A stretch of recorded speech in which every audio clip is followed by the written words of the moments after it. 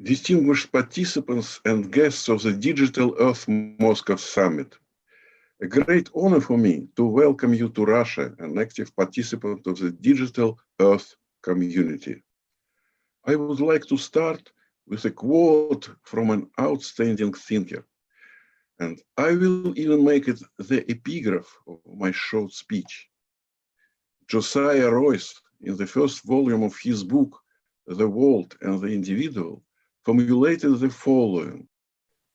Let's imagine that a portion of the soil of England has been leveled off perfectly, and that on it a cartographer traces a map of England.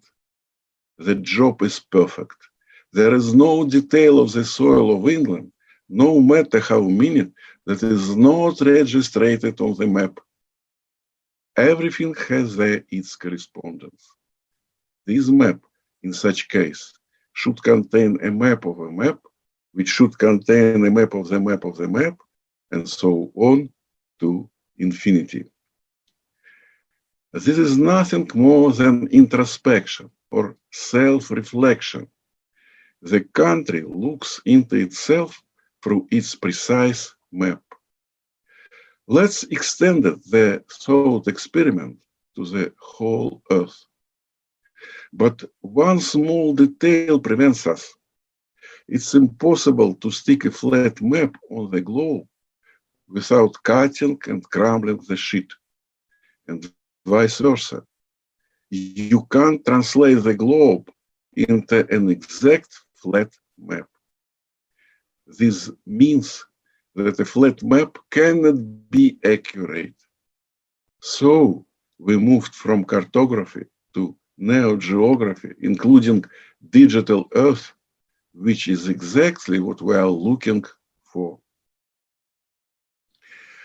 Let's continue our thought experiment and imagine a similar process, not on the map, but on the whole Earth, on digital Earth. Any digital fragment contains the same fragment at a different scale, which in turn contains a fragment at a different scale. This is a mechanism for implementing for scale-independent nature of the digital Earth.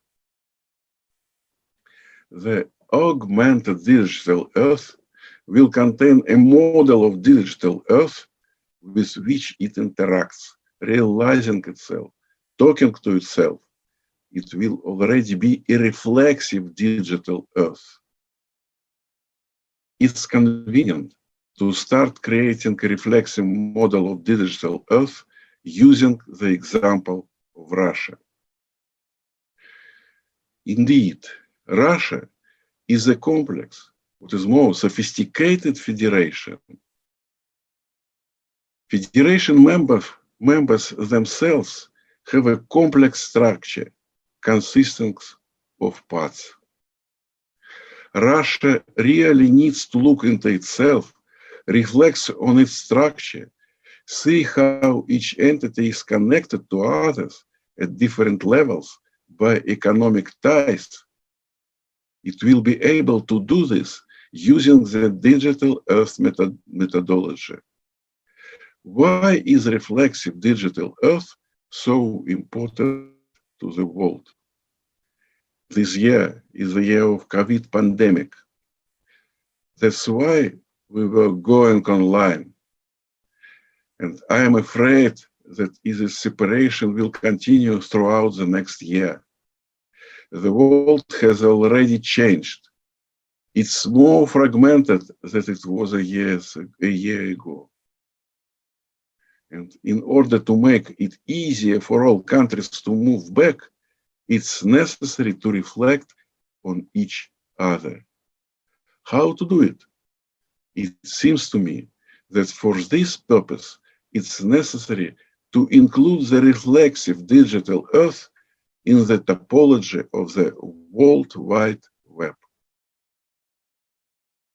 Thanks for your attention. I wish you all productive work.